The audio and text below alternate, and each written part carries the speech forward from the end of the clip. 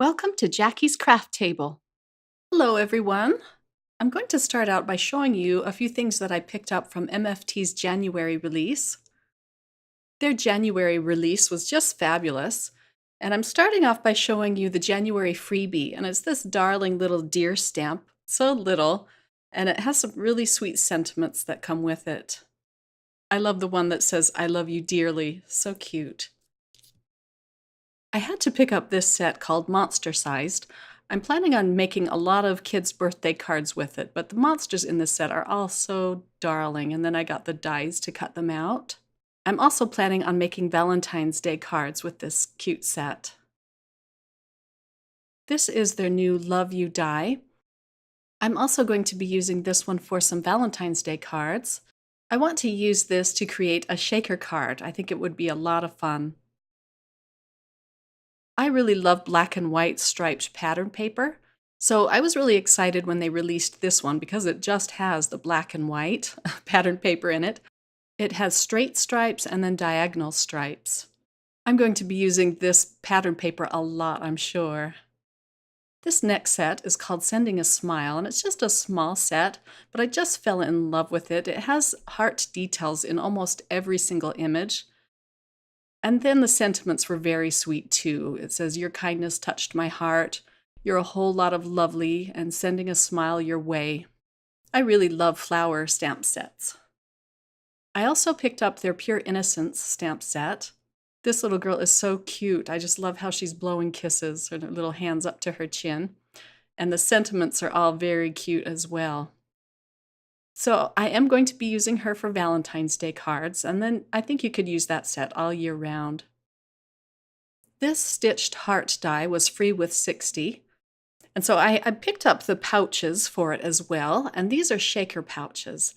And I've never tried these before, but they look like they're a lot of fun and just a fast way to create your shaker cards. And then the last thing I picked up was this new Bertie Brown stamp. It's just called Viking. And I just fell in love with it. He is so cute. I could not wait to color him in. So that is exactly what I'm doing for today's card. I'll be stamping my images onto a piece of Simon Says stamp cardstock, and it's called Fog. This is a really pale gray cardstock. I'm stamping right onto the card base, and so it kind of hangs out of my mini Misty, but it works. I'm using the black ink from MFT again, called Extreme Black Ink, and I'm really liking this ink so far. I'm going to leave my stamp on the door of my mini Misty so that when I'm done with all of my Prismacolor coloring, I can come back and stamp it again. The colored pencils do tend to dull the lines of your stamping. This is where a stamp positioner really comes in handy so that you can re-stamp your image and crisp up your lines. I apologize that this video is so long today. I put a lot of detail work into this little image, and I am applying a lot of layers of different colors of colored pencil. I'll also be using some Gamsol, the odorless mineral spirits, and just smoothing out my coloring. I really love coloring on a colored cardstock because it has more tooth to it, and so it grabs the pigment off of your pencil. But it does tend to leave little speckles or the paper showing through. And so the Gamsol really helps smoothen that out. You can't see the little speckles of the paper anymore. And I don't press very hard when I'm applying the Gamsol. I just let the Gamsol do its thing. I'm using some sandpaper just to scrape off the colors in between the various color families that I'm using because I don't want to contaminate different sections of my image. With one layer cards, I do like to use the colored pencil because it doesn't go through to the other side, so you won't see anything on the other side of this paper. Even using Gamsol, the Gamsol won't go through either, unlike your Copic markers, which will bleed through to the other side. I filmed my coloring in its entirety, so I didn't cut anything out, but I did speed it up to about 8 times the speed, so it's really fast. But I think it's kind of fun to see this coloring really fast and see the effects that the different colors and the Gamsol have. It's more dramatic when it's sped up like this. And then here's my favorite yellow ochre pencil. If you've watched some of my videos before, you'll know that it's my very favorite. I think I add it to almost everything. It just adds a lot of warmth to your images. I will have all of the colors listed on my blog if you're interested in knowing those. I'll leave you with the coloring now, and I'll catch back up with you at the end.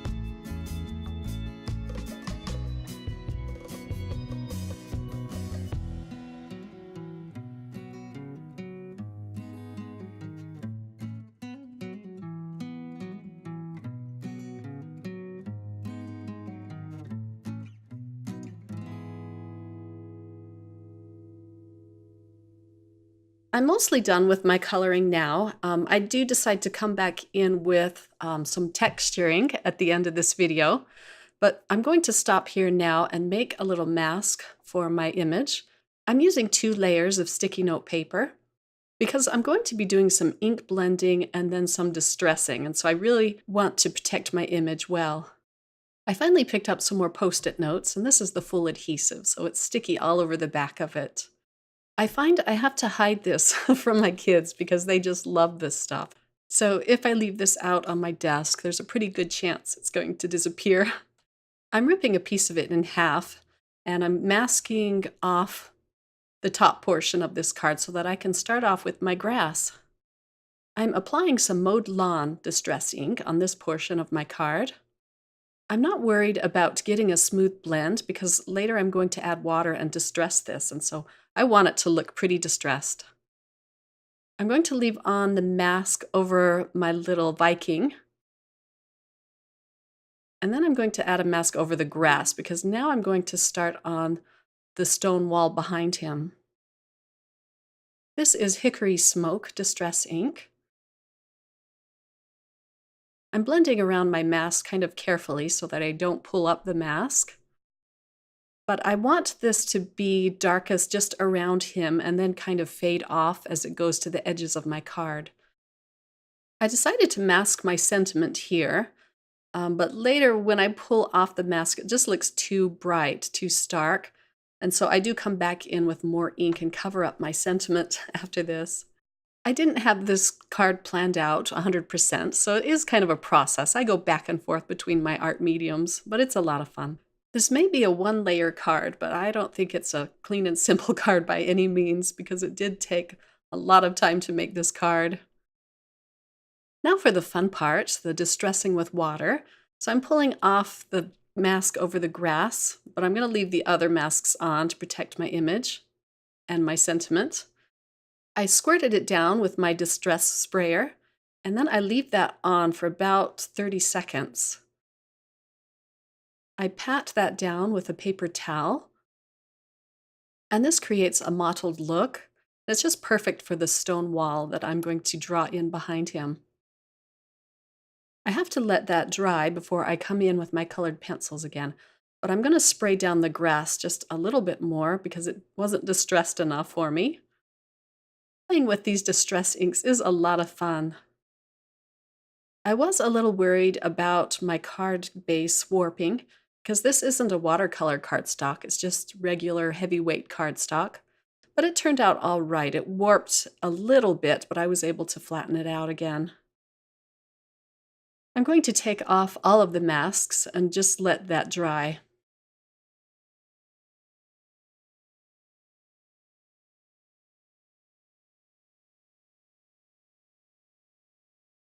I'm mostly using my warm grays on this card, on the image, and also on this castle wall that I'm drawing behind him. I don't want this wall to be too detailed because I want my Viking to have all of the attention. So I'm just drawing in little lines around the stones. The distressing helps out a lot with this because it looks like a stone wall because of that ink.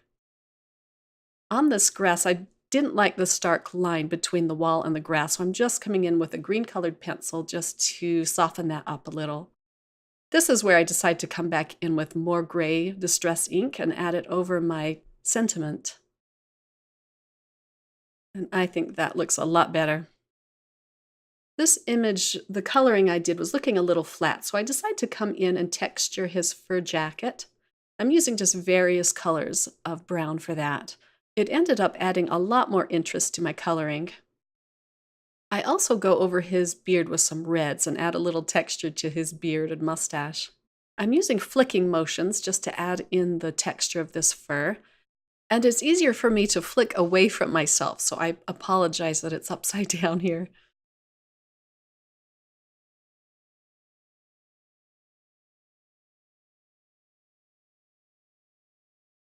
On the left side of my little Viking, there's a little halo left over from the masking and the ink blending. So I come in with a gray colored pencil just to color over that, and it takes it away very nicely.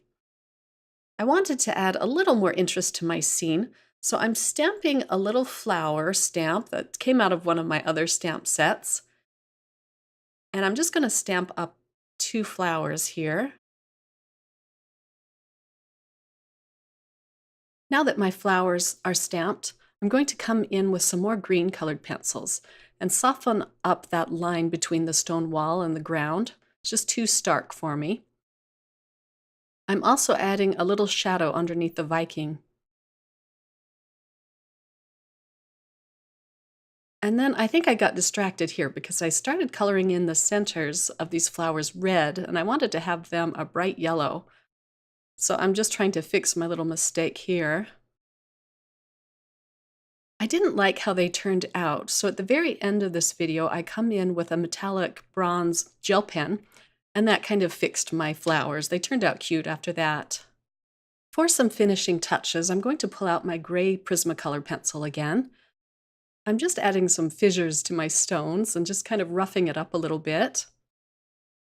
And I'm also going to come in with a white colored pencil just to add some highlights. Just a little bit because I don't want this scene in behind him to take over.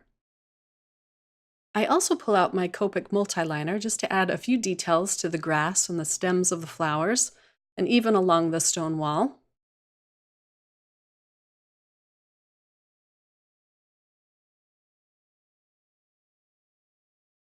After all of my coloring is complete, I'm going to put this back in my mini Misty and ink up this stamp again. And this will just crisp up the image, as I said before. I believe I end up stamping this twice. I really love this stamp set from My Favorite Things. When I first saw it, I knew that I was going to grab this one for my collection. I had a lot of fun coloring in this Viking, and I'm sure I'll be coloring him in with other mediums. I used the groove in my Fiskars paper trimmer to score this card. That will just make it easier to fold. And then I'm using my bone folder just to smoothen that out. So here is my completed 1-layer card. Thank you so much for sticking with me throughout this long video. Please like this video and subscribe to my YouTube channel. You can also click on the bell if you'd like to be notified when I publish a new video. And don't forget to share this video on your favorite social media.